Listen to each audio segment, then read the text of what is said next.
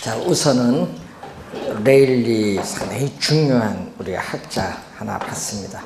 자, 두 번째는 누구? 컨버스라는 학자죠. 컨버스. 자, 이 컨버스라는 학자 한번 보겠습니다. 자, 레일리. 자, 여러분 아까 앞에서 배우셨던 레일리의 소매 인력의 법칙이죠. 이걸 수정을 했어요. 자, 이 레일리의 소매 인력의 법칙을 우리가 수정을 해서 나타난 게 컨버스. 그래서 컨버스 이론을 우리는 분기점 모형, 이 분기점 모형 또는 우리는 수정된 소매 인력의 법칙이라고 돼요. 수정된 소매 인력의 법칙을 분기점 모형인데 뭐라고 수정을 했을까요? 그래서 이 수정을 우선 또 중력 모형이죠. 수정된 소매 인력의 법칙이니까 중력 모형인데 또 뭐죠? 우리는 매장, 면적, 인구를 뭘로 수정? 매장 규모인 매장 면적에 비례합니다. 그래서 인구를 이렇게 매장 면적으로 수정했다는 거예요. 네. 처음에는 인구 그래도 쓰다가 한번 매장 면적이 바꿔본 거죠. 그래서 또 상권의 경계 분기점으로부터 거리의 제곱에 우리는 반비례한다. 자, 항상 여러분은 이 비례, 반비례에서 반비례 앞에는 꼭 뭐가 붙어요? 반비례 앞에는 거리의 제곱. 그럼 잘 안 틀려요. 반비례 앞에는 다 거리 제곱입니다. 자, 여러분 우선은 거기 예가 나와 있죠. 거기 여러분이 한번 보시면은 105페이지에 두 도시가 미치는 구매 영향력이 같은 점이 바로 뭐가 된다? 상권의 경계인데 그 예제 문제 한번 보세요. 어떤 도시에 쇼핑센터 A, B가 있다. 자, 여러분 이 얘기죠. A 쇼핑센터. 자, A 쇼핑센터의 매장 면적은 얼마죠? 1000제곱미터. 또 직선거리인데 이때 또 B 쇼핑센터. B 쇼핑센터의 매장 면적은 얼마죠? 9000제곱미터. 그럼 당연히 규모가 작은 어디? A 가까이의 상권의 경계에 뭐가 형성되겠죠? 분기점이 형성되겠죠. 자, 두 쇼핑센터 간의 거리는 8km다. 이때 A 쇼핑센터로부터 분기점 상권의 경계까지 이게 몇 킬로냐? 요걸 묻는 겁니다. 네? 그럼 여기서 여기까지는 얼마? 8km에서 뭐를 빼주면 돼? X를 빼주면 되겠지 뭐. 자, 그러면은 우리 아까 원리가 뭐냐 하면요. 자, 우리 A 쇼핑센터의 구매 영향력은 뭐에 비례? A 쇼핑센터의 구매 영향력은 매장 면적에 비례하고 요 거리, 분기점으로부터 거리의 제곱에 반비례. 요것은 A 쇼핑센터의 구매 영향력. 그럼 B 쇼핑센터는 매장 면적 얼마? 9000에 비례. 그리고 분기점으로부터의 거리 8 마이너스 X 제곱. 이것은 B 쇼핑센터의 구매 영향력. 이 A, B 구매 영향력이 뭐한 점? 같은 점. A 쇼핑센터의 구매 영향력과 B 쇼핑센터의 구매 영향력이 같은 점이 바로 상권의 경계인 분기점. 요거 풀려고 하면 못 풀어요, 여러분. 다 잊어버렸지 뭐. 곱할 때 요 비례식이거든요. 이렇게 곱하는 거예요. 이렇게. 그래서 우리는 1000 우리가 관련해서 9000 곱하기 얼마? X제곱은 1000 곱하기 얼마? 8 마이너스 X의 제곱.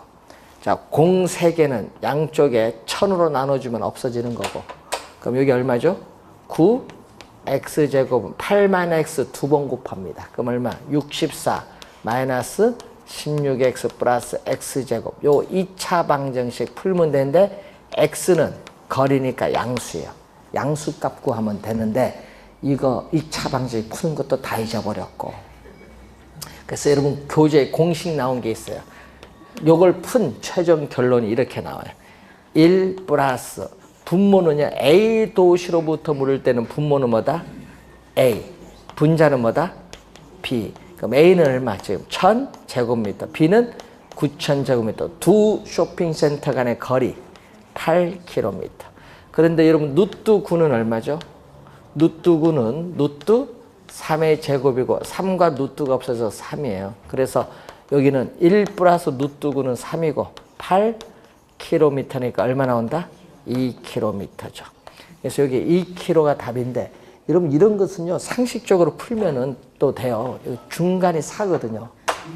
8km의 중간이 4니까 하여튼 4보다 작은 게 답이야. 그럼 거기 뭐 1번 아니면 2번인데 1번은 답을 잘 안 하니까 뭐 2번은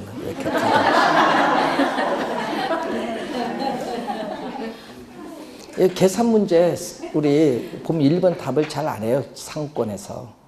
예? 1번을 답을 잘 안 해. 그러니까 이런 것도 요령 있게 찾아야 돼. 만약 계산 못하면. 그 정도 눈치는 있겠죠.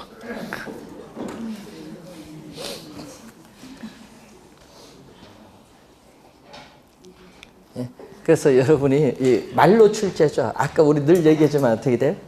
두 쇼핑센터 간에 있어서 뭐다? 상권의 경계는 뭐죠? 두 쇼핑센터의 구매 영향력이 같은 점이 바로 상권의 경계인데 그래서 여러분이 시험 문제에 작년에도 출제했어요. 그 말을. 22회 출제한 거나 29회 출제한 거나 똑같아. 그리고 18회 시험은 계산 문제. 자, 여러분 18회 시험은 지금 풀고 있는 계산 문제를 출제했고 여기는 이론. 22회와 29회 시험. 작년에 22회와 29회 지문이 똑같아요. 예? 그래서 이 개념을 또 출제를 했다. 예? 보시면 되겠습니다. 자, 개념 출제했다는 그런 내용이 거기 나와 있고, 자, 그 다음에 허프로 갑니다. 자, 여러분 아까 우리 계산 문제 올해 출제 예상되는 거 두 학자거든요.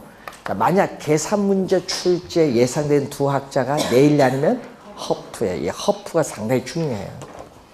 자, 허프는 확률이야, 확률. 자, 여러분 확률입니다. 자, 소비자 거주지에서 특정 점포를 방문해서 경험적으로 물건을 살 확률, 물건을 살 확률이 어느 정도 되냐. 그래서 우리는 확률적인 상권 분석 모형입니다. 확률적인 상권 분석 모형이 허프인데, 자, 랠리는 도시 단위지만은 여기는 무슨 단위? 매장. 그래서 여러분 한 도시 내에 매장이 여러 개 있을 거 아니에요. 그래서 여기는 매장 단위를 기준한다. 도시 단위가 아니라 매장 단위를 기준해서 분석하는 게 우리는 허프입니다. 허프. 자, 허프인데, 자, 이 허프는 이 점포가 여러분 편의품점이냐, 전문품점이냐, 점포의 성격, 또 교통의 편, 우리가 리성 또는 접근성, 가시성, 매장 이미지 등에 따라서 공간, 거리에 따르는 마찰 계수가 달라져요. 달라지는데 이 값이 뭐 0일 수도 있고 1, 2, 3, 4 뭐 값이 여러 개 많이 존재합니다. 근데 우리는 이것을 시험 문제 지금까지 계산 문제 전부 2로 출제했어요. 왜냐? 여러분 일본 아예 2라고 확정해. 일본에서는. 여러분 일본에도 공인중개사 시험이 있어요. 예? 우리나라만 있는 게 아니라 중국도 있어요. 예? 여러분 일본의 공인중개사 시험 일본은 30만 명이죠. 30만 명 가까이 치는데요. 여러분 공인중개사 시험이 우리나라보다 수준 더 높아요. 예? 거기는요. 여러분 암기 비법이 안 통해요. 왜? 거기는 예? 일본 사법시험 바로 밑단계예요. 엄청 수준 높아요. 그러니까 우리나라도 지금 일본 쫓아가려고 하는가 봐. 자, 공간, 거리 마찰 계수를 2라고 가정합니다. 일본은요, 항상 2라고 해놔. 예? 예? 분석 우리가 하기 좋도록. 그래서 2라고 하면은 또 뭐를 적용한다? 중력 모형을 적용해. 중력 모형을 적용하면 여러분 매장 면적에 비례합니다. 자, 매장 규모 매장 면적에 비례를 해요. 자, 매장 면적에 비례하고 또 거리의 제곱에 반 비례한다. 자, 여기서 여러분들이 기억을 해야 될 것은 이때 우리는 앞에는요 직선거리거든요. 중심지 간의 직선거리지만 여기는 직선거리가 아니에요. 자, 예를 들어서 소비자 거주지가 있어요. 자, 이 소비자 이 거주지가 딱 주어졌을 때 직선거리가 아니다. 예를 들어서 여러분이 우리가 3km 거리에 우리가 A 우리가 쇼핑센터가 있다. 뭐 이런 식으로 A 쇼핑센터 또는 A 할인점이 있다. 이런 식으로 또 2km 거리에 B 쇼핑센터가 있다. 이런 식으로 직선거리가 아니죠. 직선이 아니잖아요. 이렇게 직선이 아니에요. 그래서 그걸 좀 주의해 두시고 이때 거리는 우리는 무슨 거리냐면 시간 거리의 개념.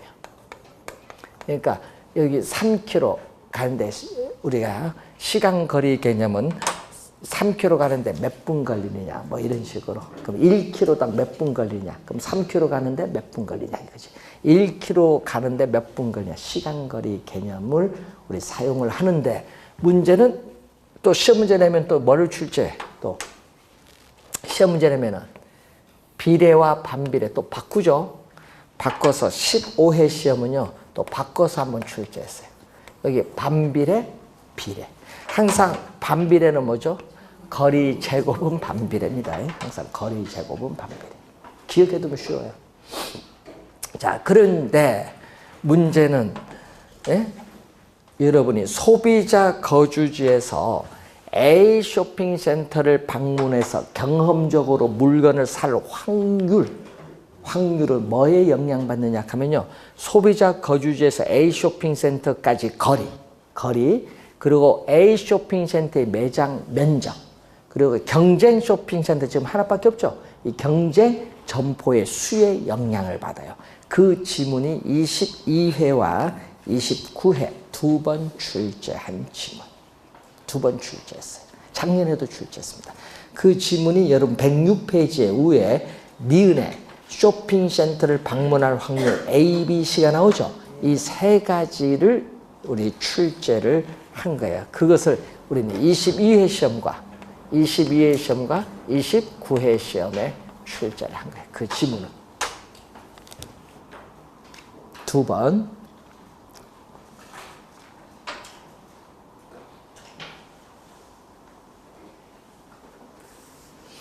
자, 그러면은 여러분 프린트 3번 문제 한번 볼까요?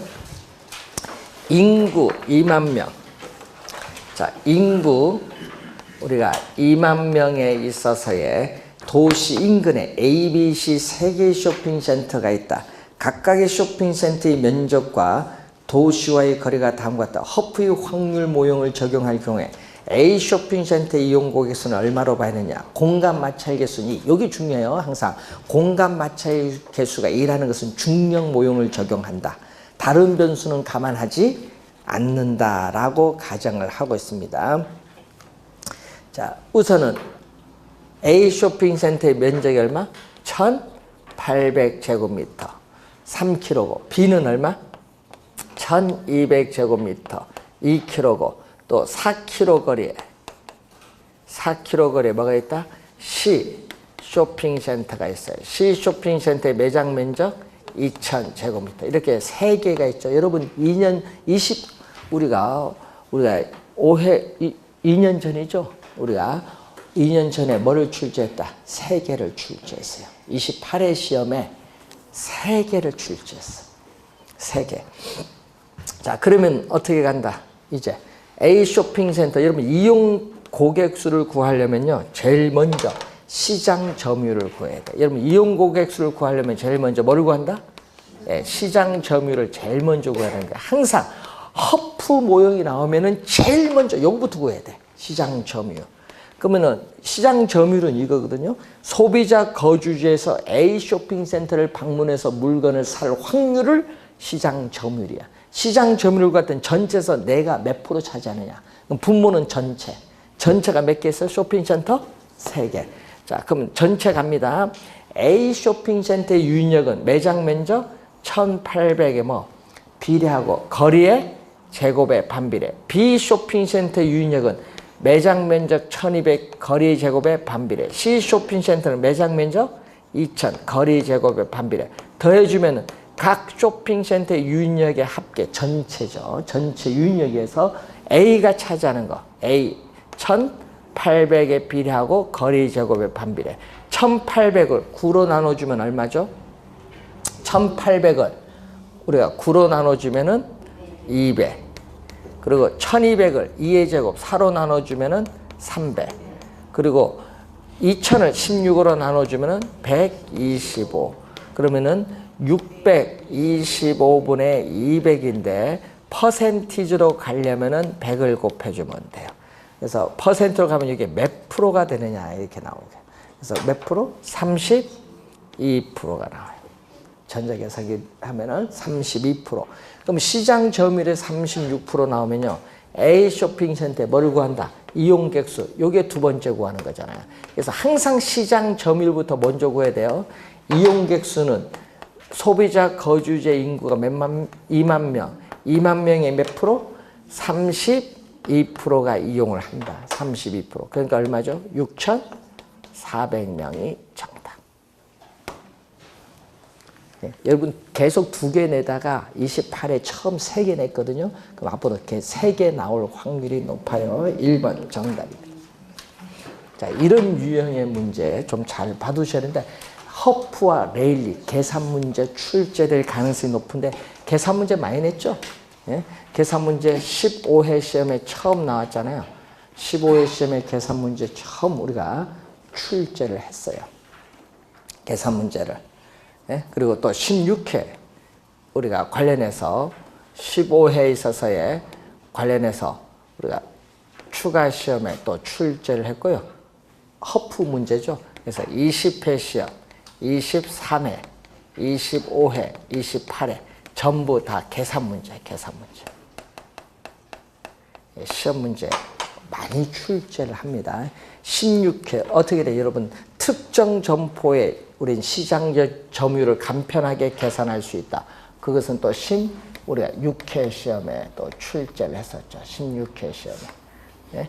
특정 점포에 출제했고 또 13회 시험에 또 우리 또 출제를 또 했고.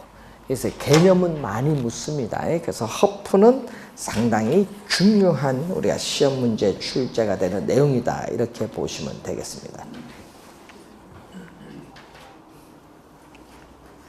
시험에 올해 계산 문제는 레일리, 허프는 진짜 2개는 열심히 봐두세요.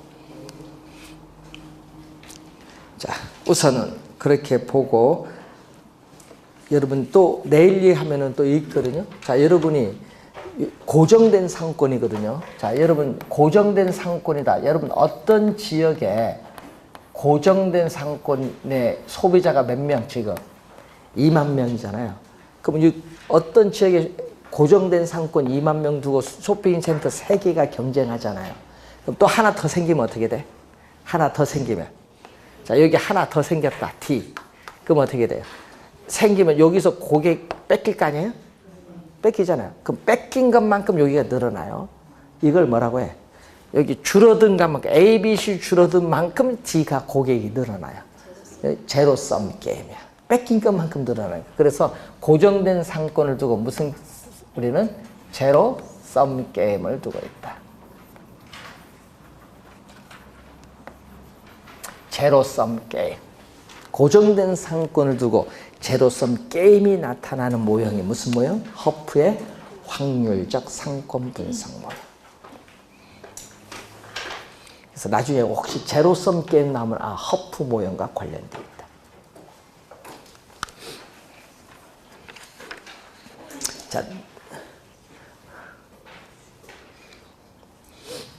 자, 여러분 우리 아파트 단지 보면요. 아파트 단지가 1000세대다. 그러면 공인중개사 점포 몇 개 있어야 될 것 같아요? 네. 그런 거 분석 안 하죠? 아파트 단지 1000세대면요, 공인중개사 점포가 3개면 딱 맞아요. 2개는 좀 그렇고 3개는 딱 맞아요. 1000세대 정도 하면은. 예? 그런데 그것도 몇 평? 26평, 33평 사이에 맞는데 여기에 10개가 있다. 1000세대 상권 두고 10개면 고객이 서로 뭐야? 나눠 가져야 되니까 경쟁이 치열할 수밖에 없지. 제로섬 게임이지. 뺏긴 만큼 좀 단쪽 가는 거니까. 예? 그래서 여러분이 항상 분석할 때는 우리 옛날에 분석해 보니까 1000세대는 3개가 맞아요. 점포. 그러면 1500 하면 5개 정도. 그런 식으로 잘 분석을 해 보시면 돼요. 자, 여러분 교재 넬슨 갑니다. 넬슨의 소매 입지 이론인데, 넬슨은 점포의 경영 주체가 우리 어느 장소 지점에 점포를 입지시켜야 그 점포로부터 최대의 매출고를 올릴 수 있느냐, 점포를 입지하는 18가지 원칙을 제시하는데, 그 중에서 뭐를 거기에 보면 양립성이라는 용어가 나와요. 6번째인가? 양립성을 뭐 한다? 강조한다. 양립성은요, 서로 보완 관계에 있는 상품을 판매하는 우리 인접 점포들 간의 고객을 서로 주고받는 겁니다. 이건 병원 옆에 반드시 붙는 게 약국이에요. 이게 양립성입니다. 양립성. 자, 그리고 크리스탈러. 작년에 요 학자 렐리 컨버스 허프, 그 다음에 뭐가 냈어요? 그 다음에 크리스탈러 나왔죠. 우리 작년에 4학자가 나왔거든요. 크리스탈러의 뭐죠? 중심지론. 자, 크리스탈러는요, 1933년에 나타난 이론이에요. 그래서 독일 남부 도시를 대상으로 나타난 3차 산업인 서비스업에 대한 입지 이론이에요. 3차 산업인 서비스업에 대한 입지 이론인데, 상품은 하나, 이 단일 상품에 대한 우리가 점포에 있어서의 공간 구조, 단일 상품을 판매하는 점포에 대한 공간 구조 이론을 설명하는 게 누구 이론? 크리스탈러 이론이 되겠습니다. 그래서 크리스탈러의 이론인데, 밑에서 4번째, 재화의 도달 거리와 최소 요구치 관계를 설명하는 이론, 밑줄 그어두시면 되겠죠.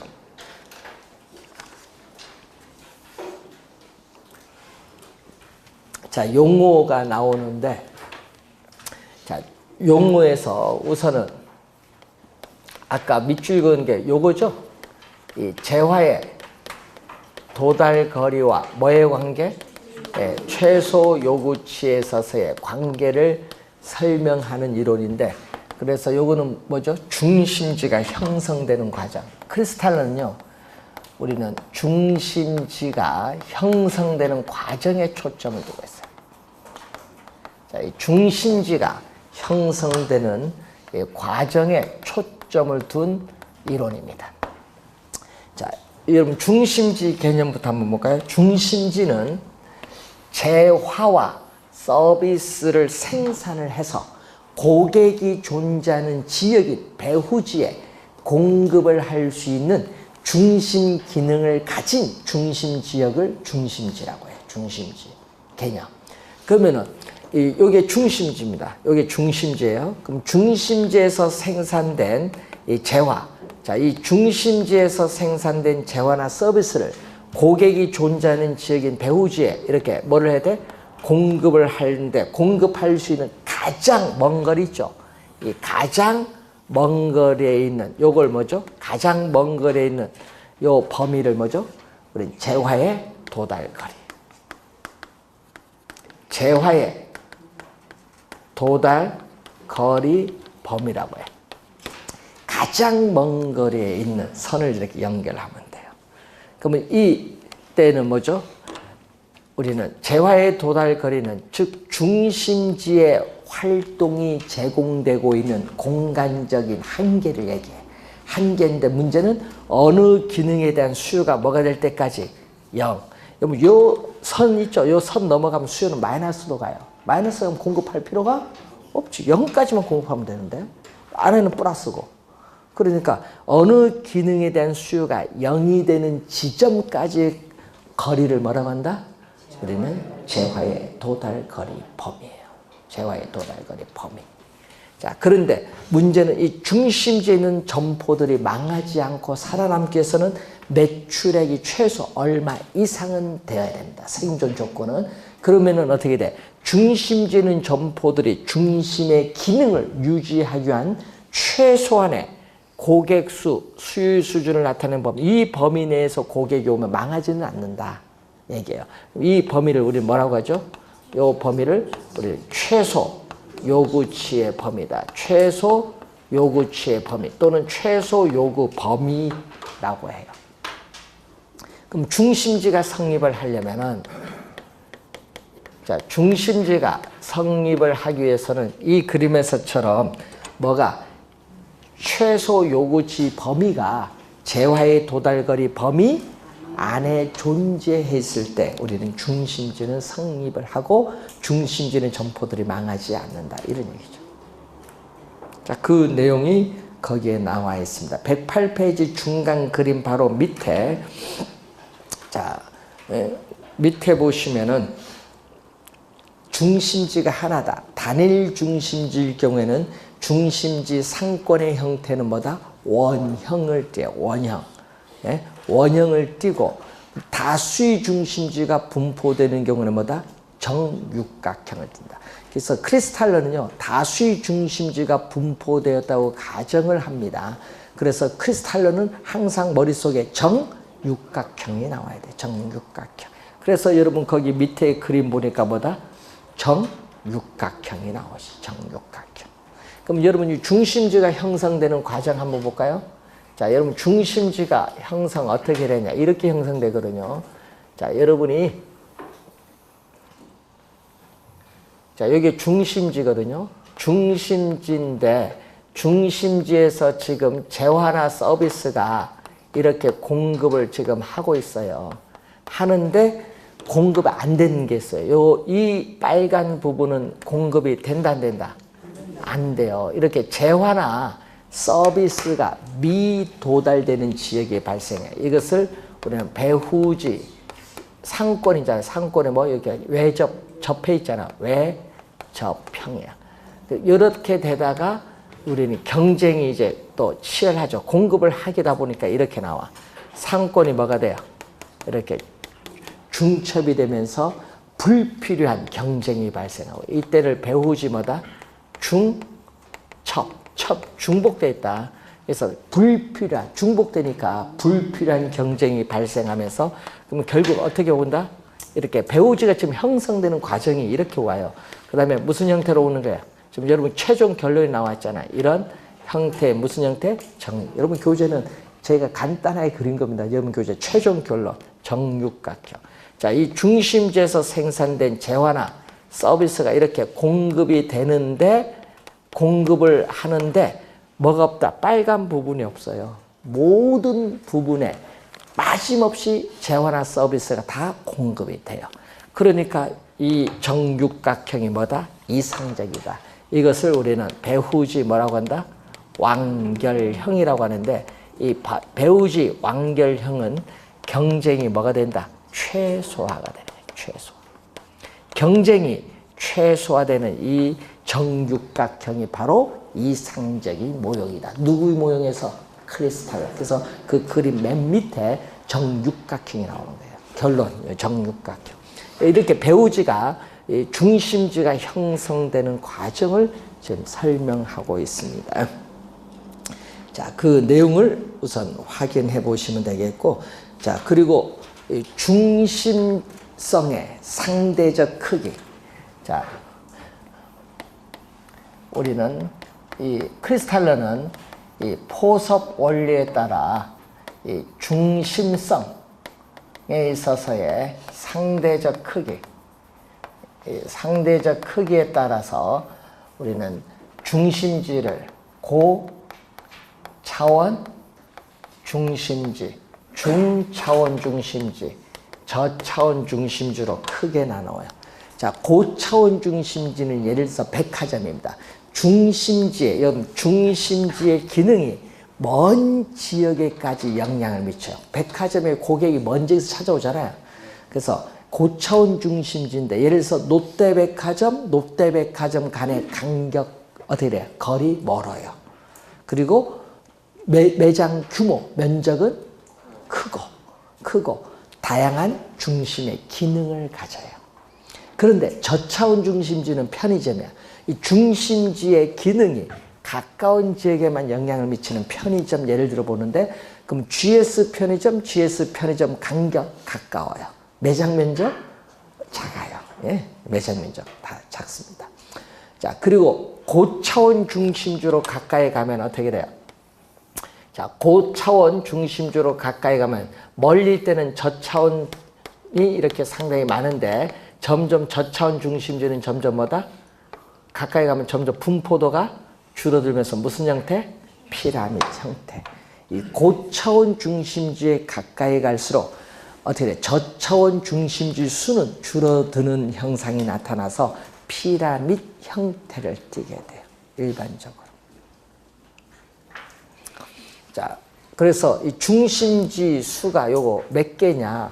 중심지 수, 형태 이런 것은 이 시장의 원리, 뭐 교통 원리, 행정 원리 등에 따라 우리는 다르게 나타난다는 그런 내용이 거기에 나와 있는 부분입니다. 자, 109페이지 중간에 한계점이 나와요. 크리스탈로 이룬 한계점인데, 자, 여러분 늘 얘기하지만은 아까 단일 상품을 판매하는 점포에 대한 공간 구조 이론이기 때문에 유사한 상품을 취급하는 점포, 유사한 상품을 취급하는 점포들이 도심에 함께 입지하고 있는 형상을 설명하지 못한다는 한계를 가지고 있다. 자, 그 지문은 16회 시험에 출제된 지문이죠. 자, 작년에는 요거 출제했었죠. 예, 요 관련된 요 내용을 출제 12회 시험도 했고 작년 또 29회 시험에 했고요. 용어, 중심지 요 용어의 설명은 24회 시험에 또 한 번 했습니다. 예, 용어를 한번 확인해 보시면 되겠습니다. 자, 그래서 여러분 이 상업지에서는 우리 여러분 공부할 때 학자들이 많잖아요. 그 중에서도 여러분은 나는 머리 아프다 그럼 딱 두 학자만 공부하든지 네일리, 허프를 공부하든지, 특히 올해는 계산 문제 출제 예상이 되는 부분. 작년에 이론 냈잖아요. 최근에 계속 계산 문제 내다가 작년에 이론 나왔으니까 올해 계산 문제 예상이 됩니다. 그래서 계산 문제 중심으로 레일리 허프를 잘 정리해 두십시오. 자, 111페이지로 갑니다. 공업 입지로 작년에 출제된 1909년 1909년 공업 입지에 관하여라는 저서를 통해서 알프레드 베버라 학자는 최소 비용 이론을 주장하죠. 작년 시험은 요 개념만 알아도 바로 이해가 돼. 작년에 요 개념의 지문이 나왔잖아요. 뭐 비용이 뭐가 돼? 최소. 요거 출제했어요. 그러니까 여러분 비용이 최소가 되는 지점에 공업이 입지된다. 이 지문 출제했어요. 작년 시험. 자, 베버의 최소 비용 이론인데, 베버는 이 공업 입지에 영향을 미치는 요소 중에 수송비 있고 노동비를 인건비, 임금이죠. 있고 직접 이 공업 입지에 영향을 미치는 중요한 요인이라고 보는데, 그 중에서도 베버는 1909년 이 당시에 독일의 주요 운송수단 우마차다 보니까 이때 뭐를 우리는 수송비를 중시하기냐. 이 당시 1909년 당시에 뭐 지금도 수송비 중요하죠. 그래서 그때 당시에도 이 수송비를 뭐다? 가장 중시했다. 가장 중시. 수송비를 가장 중시한 겁니다. 예? 자, 이때 수송비는 자, 21회 시험에 이 말이 나왔거든요. 수송비는 원료와 제품의 무게, 원료와 제품이 수송되는 거리에 의해서 결정된다. 이 지문이 21회 시험에 출제된 지문이 또 되겠죠. 자, 그리고 수송비 가장 중시하는 건요, 13회 시험에 생산비를 중시하는 것이 아니라 수송비를 가장 중시합니다. 자, 21회는 원료와 제품의 무게, 원료와 제품이 수송되는 거리에서 결정되는 것은 21회 시험에 출제를 했습니다. 자, 그리고 또 한번 볼까요? 이 노동비, 직접 이런 거죠. 다른 이건 생산 조건이에요. 자, 수송비를 제외한, 그러면 수송비를 제외한 다른 생산 조건을 얘기하죠. 이것이 변화가 없다. 일정, 변화가 없다. 일정하다면 뭐에 있어서 우리는 최소의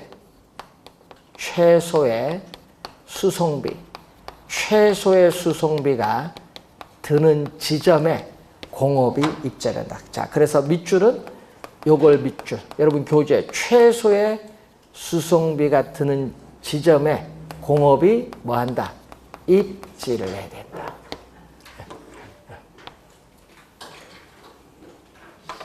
항상 최소죠, 최소. 요 노동비나 직접이 변화가 없다면. 자, 그래서 배번은 유명한 입지 삼각형이라는 모형을 만들어요. 이론을 설명하기 위해서. 삼각형이니까 뭐예요? 삼각형 모형에서 배번은 원료 산지는 두 개. 예를 들어서 M1, M2 두 개가 있다고 봐요. 원료 산지는. 또 시장은 몇 개? 하나만 있다고 봐요. 그러면 M1 원재료의 무게를 X, M2 원재료의 무게를 뭐? Y. 시장에서 판매되는 제품의 무게, 중량을 뭐다? Z. 자, 공장은 항상 어디에 있다? 삼각형 내부에 있다. 공장은 이렇게 가정을 하고 M만 원재료에서 공장까지 운송되는 거리를 A 킬로미터, 또 M2 원재료가 공장까지 운송되는 거리를 B 킬로미터, 공장에서 생산된 제품이 시장까지 운송되는 거리를 C 킬로미터, 이렇게 배번은 가정을 해요. 그러면은 우선은 뭐는 변화가 없어요. 지금 인건비, 집적이 요건 변화가 없다. 그러면은 M1 원재료가 공장까지 운송되는 어떻게 돼요? 비용은 얼마냐? 얼마? 거리에다가 뭐를 곱해줘? 무게 X, 톤 이런 건 생략입니다. 단위는 곱해주면 돼. 무게와 뭐를? 거리를 곱해주면은 M1 원재료가 공장까지 운송하는 데 드는 비용. 그럼 M2 원재료가 공장까지 운송하는 데 드는 비용은 거리에 뭐를? 무게를 곱해주면 돼. 그럼 요거 더해주면요. 요건 M1, M2 두 원재료가 공장까지 운송하는 데 드는 뭐죠? 원재료 수송비예요. 요것만 있는 게 아니잖아요. 또 공장에서 생산된 제품을 시장까지 운송해야 되니까 또 거리와 또 뭐를? 제품의 무게를 곱해주면 이것은 또 무슨 거죠? 제품 수송비. 그래서 이 원재료 수송비와 제품 수송비를 더해준 이 수송비, 이 총 수송비가 뭐가 되는지죠? 최소가 되는 지점에 공업이 뭐 해야 된다? 입지를 해야 된다. 주장하는 거야. 뭐가? 요 다른 생산 조건이 일정할 때는. 근데 만약에 변하면 어떻게 돼요? 노동비도 변하고 집적이 일정했는데 일정하지 않고 변한다. 그럼 다 따져야 돼. 제일 먼저 우리 뭐가 중요하다? 수송비가 가장 중요하니까 제일 먼저 뭐를 따져야 돼? 예? 최소. 수송비는 최소니까 최소 수송비 지점을 따져야겠지. 항상 제일 먼저 수송비가 가장 중요하니까 요거 따지고 뭐와 비교해야 돼?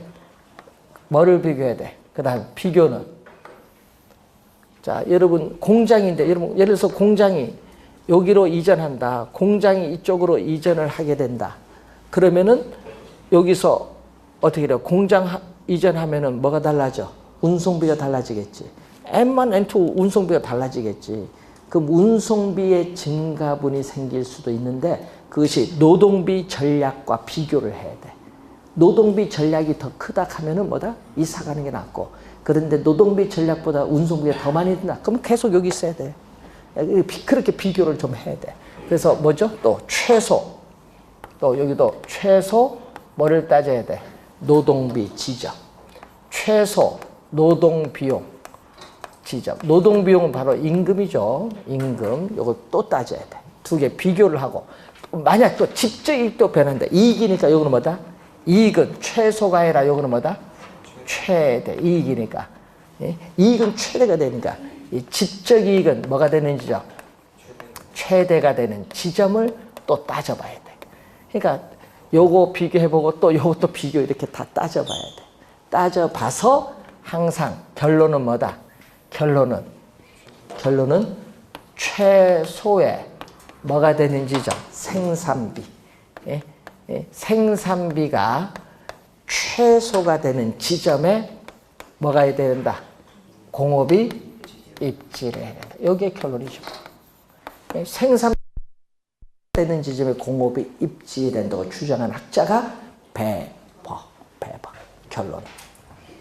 자, 그 내용이 뭐 여러분이 나오는 내용인데, 자, 여러분 112페이지 보시면은, 자, 베버는 원료를 크게 둘로 구분합니다.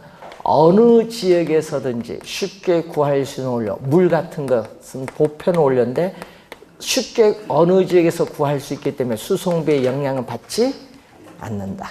그리고 특정 지역에서만 구할 수 있는 원료를 편제, 국지 원료.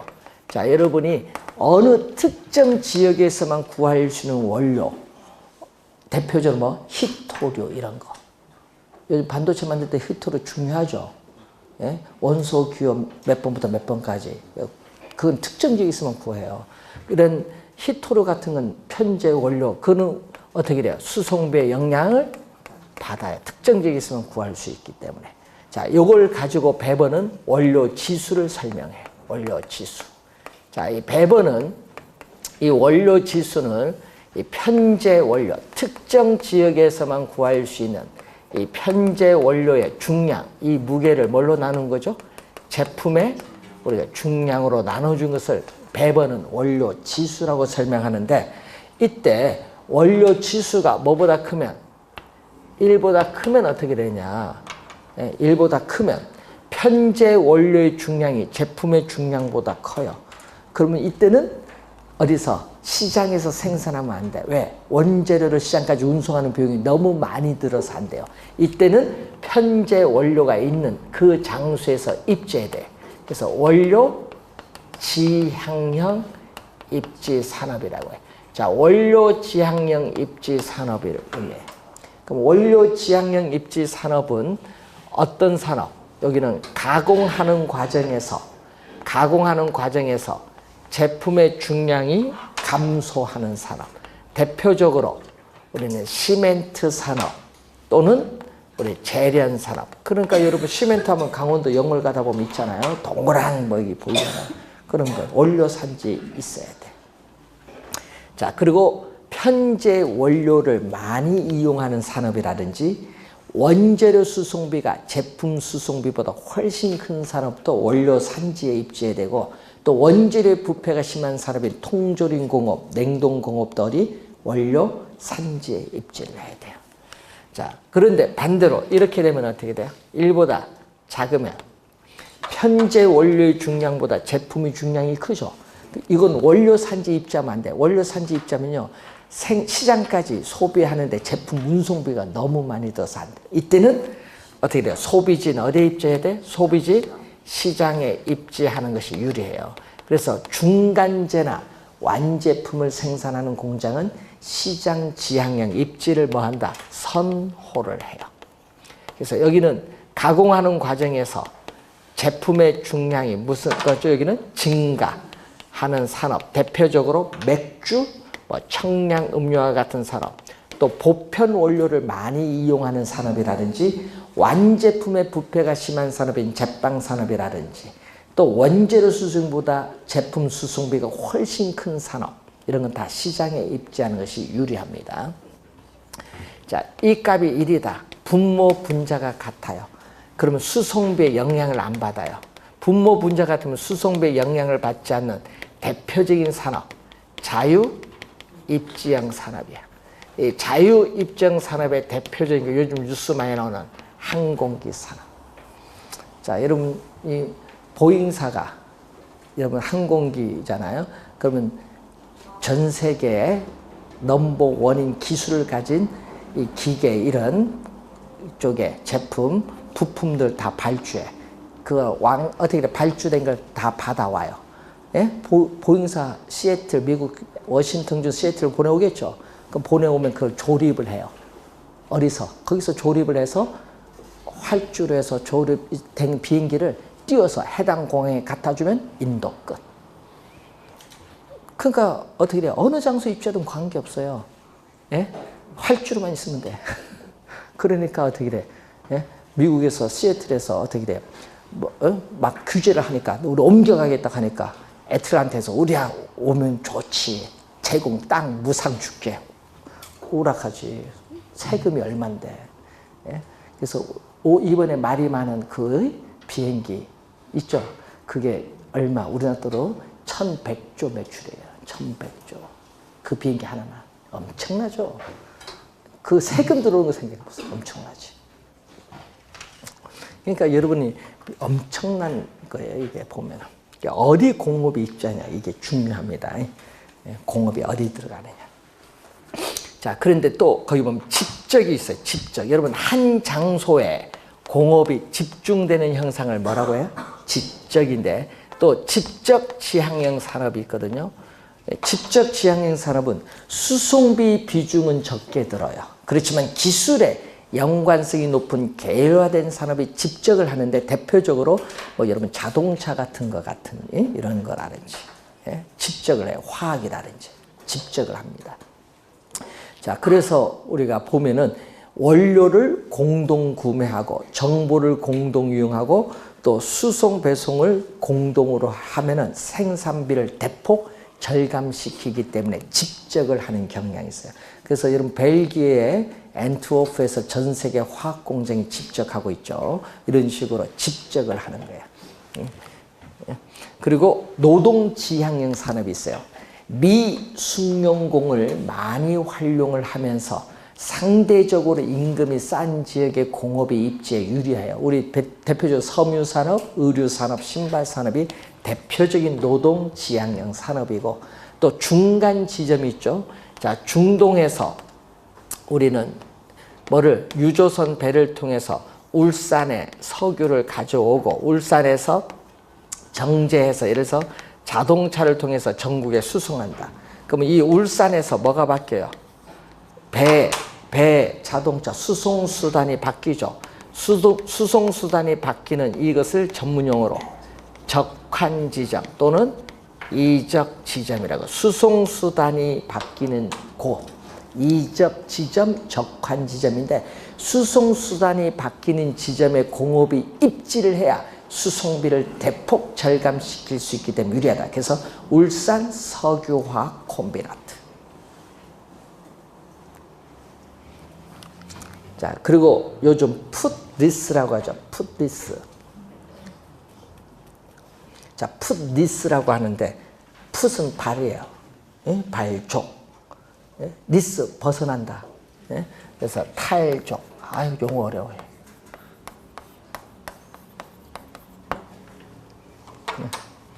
탈족 산업, 풋리스 인더스트리라고 하는데, 그래서 여러분이 이건 진짜 굴뚝 없는 산업이에요. 21세기 굴뚝 없는 산업으로서 양질의 고급 노동력을 확보해서 대도시 내에 입지. 공해 물질 배출 안 해요. 대표적으로 뭐죠? IT, 정보, 통신 이런 산업. 대표적으로 미국 하면 실리콘밸리, 우리나라 하면 어디? 판교 이런 데. 대표적인 IT, 탈족 산업. 앞으로 미래는 탈족 산업이에요. 탈족 산업. 여러분이 요즘 뉴스 많이 나오지만요. 요즘 기술이 너무 발달되다 보니까 여러분이 항상 있습니다. 여러분이 지금 산업 구조가 변화를 하잖아요. 산업 구조의 대표적 변화가 어딘 줄 아세요? 산업 구조의 대표적 변화. 지금 자동차 쪽이에요. 자동차는 옛날에 진짜 컨베이어 벨트에서 탁 이렇게 해서 해서 노동력이 많이 필요로 하고 하는데, 앞으로 미래는요, 노동력 지금 10%밖에 필요 없어요. 그럼 다 잘려나가야 돼. 그래서 현대자동차, 기아자동차 앞으로 퇴직을 하시죠. 정년 딱 돼서 퇴직하면요, 퇴직하면 신규 안 뽑아요. 왜? 뽑으면 구조조정 해야 되는데 안 뽑아요. 구조조정. 이제 싸울 필요가 없다. 안 뽑습니다. 왜? 앞으로 자동차 인력의 60~70% 감축을 해야 되는데 뭘로 가요? 5년 내에 전기 자동차 수소장처럼 막 하는데 전기로 가는데 거기서 대표적으로 정장으로 갔죠 이제 부품들이. 그래서 앞으로 어리가 그러니까 우리나라에 LG는 GM하고 연결돼 있고 삼성이 전 세계 자동차 연결돼 있죠. 앞으로 삼성, LG 판이에요. 갑은 거기고 을은 자동차 회사들이. 전장으로 가니까 앞으로는. 그래서 여러분 내연기관이 필요 없는 시대로 가요. 그러니까 이제 바뀌죠 이제. 그러니까 앞으로는 어떻게 돼요? 산업 구조의 변화. 이제 뭐가 없어? 공해가 없는 산업으로 가는 게 탈조. 그러니까 이제 앞으로 자동차도 전기 가면요. 이제 어떻게 돼? 대도시 내 공장 입주에도 관계 있어 없어요? 없지. 공해 물질 배출 안 하는데 내연기관이 아니잖아요. 그 배출이 필요가 없어 이제는.